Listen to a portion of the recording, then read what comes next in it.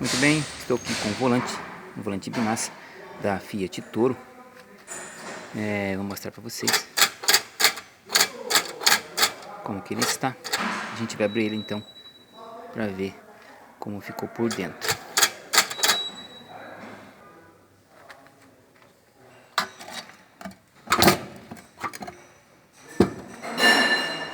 Bom pessoal, aberto então o volante.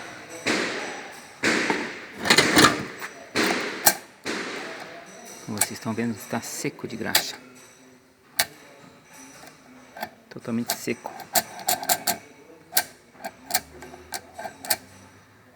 Bom pessoal, isso aí então.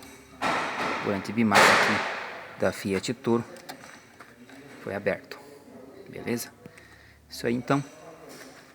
Como vocês podem ver, tem um furo aqui, um furo guia, né, para montagem ali do outro lado. Você pode visualizar.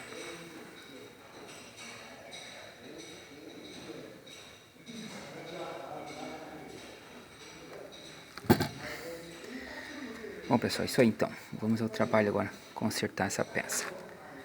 Ok? Em breve vai estar disponível aí, já consertada.